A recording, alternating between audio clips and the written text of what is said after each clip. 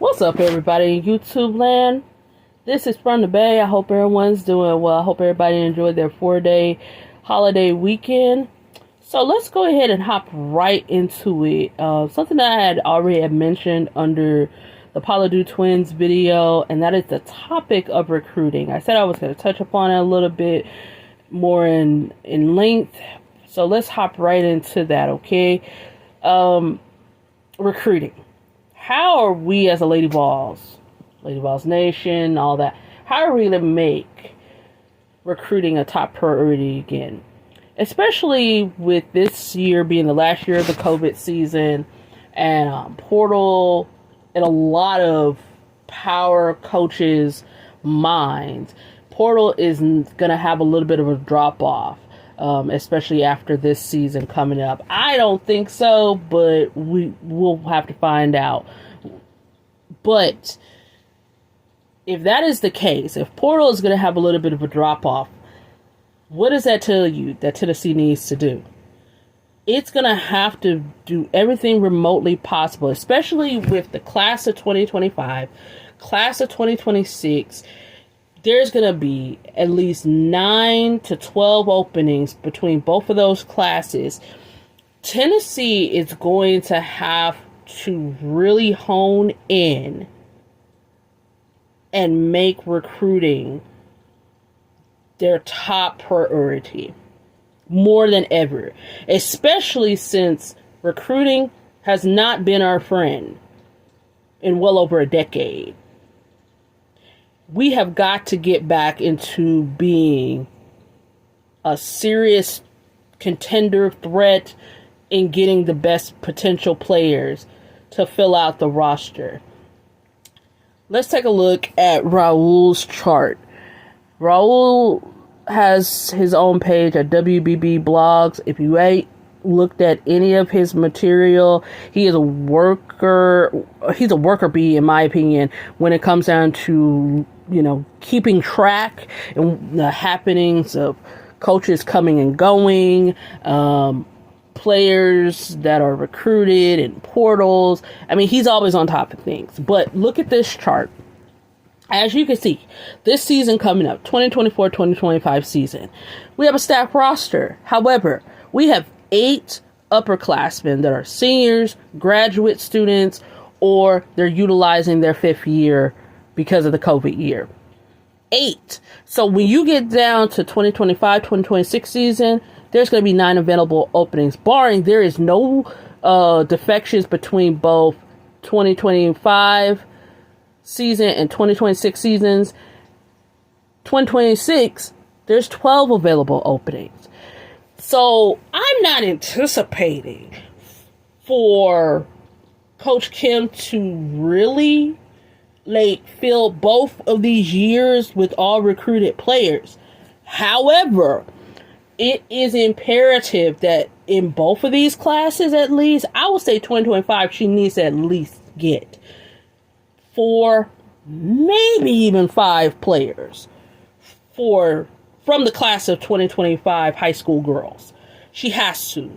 If we could get at least one top 10, maybe top 20 player, and then the other 3 or 4 can be in the top 30, top 50, top 75, hey, we'll be well on our way. And then we can utilize portal, maybe even the international, to fill out the rest of the roster. Then you go to 2026, which is a huge year to reboot a roster. Again, recruiting has to be the top priority. Has to be. No ifs, ands, buts about it.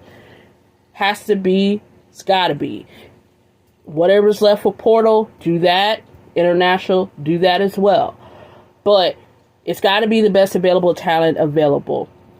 Again, I know that there are a lot of Tennessee fans, purists of Vols sports, particularly. And this happens with every state school, I believe. But a lot of time, some fans really want to look at players within the state. For me, right now, I want to just go for the best available players. And Gabe Lazo, he's out here. He's looking up and down that Atlantic coastline, Florida, Maryland, DC areas, New York, New Jersey. He's working it, and he's also probably more than likely he's doing the re-offers and looking at other players at the other, states like California, Texas, Illinois, and also I think they also gave a re-offer. Either it was Kim Caldwell or it was him gave the re-offer to Lauren Hurst, who actually is a Tennessean, and she goes to Cleveland High School. She's a top 30 player. I would love to have her. But ultimately, y'all, it's all about trying to get the best available players to be on this team, because we have lost so much ground. We have lost generations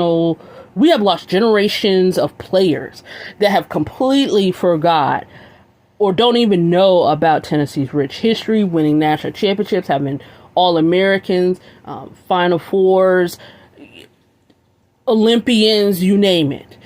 We have got to find the best of the best that is willing to come in and make Tennessee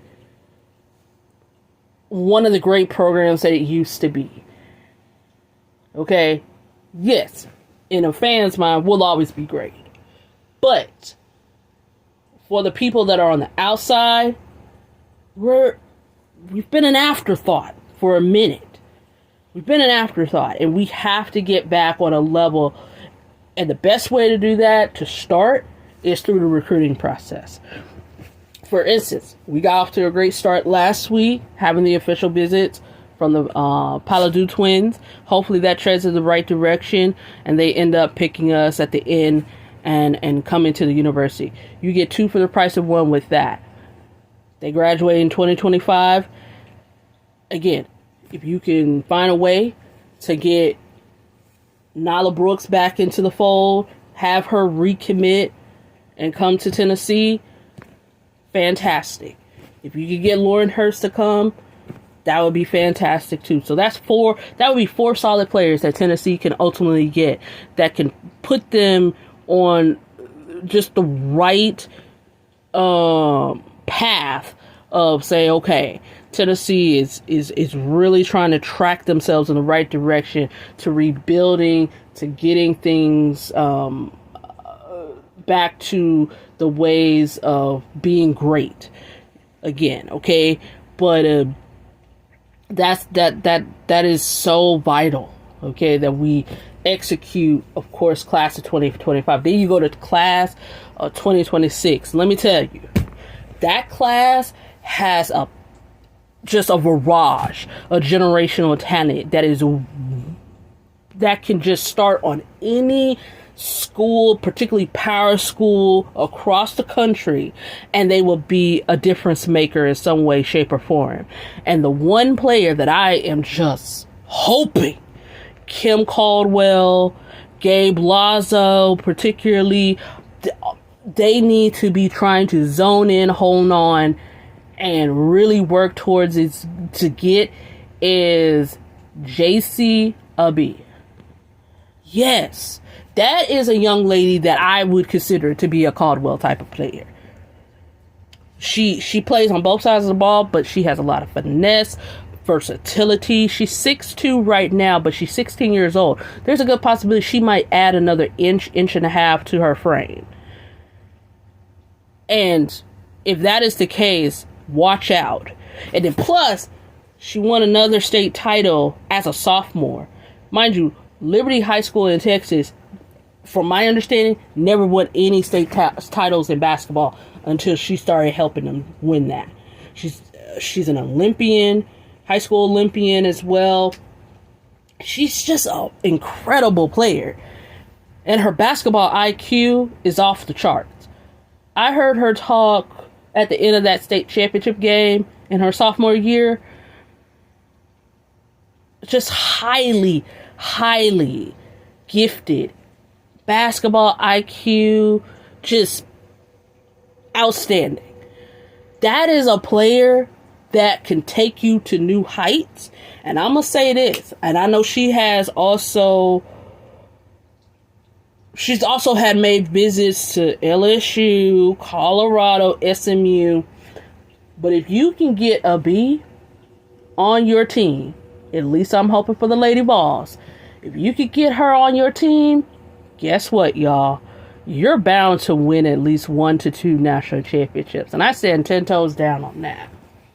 She is just that talented.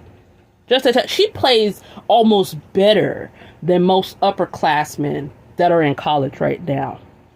No shade, but it's just what I have seen on this very app. From seeing her videos, she's outstanding. And right now she's sitting at number 3 in the country for the class of 2026.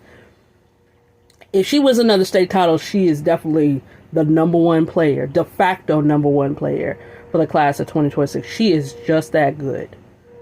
So Tennessee has got to beat down the doors to get a talent like that. But again, if you couldn't get her, there's way more other talent on that class of 2026 list that you could be like clamoring for, because there's a lot of talent on that list that Tennessee could be aiming for. But as I say this, y'all, Tennessee has got to know this, and they know this.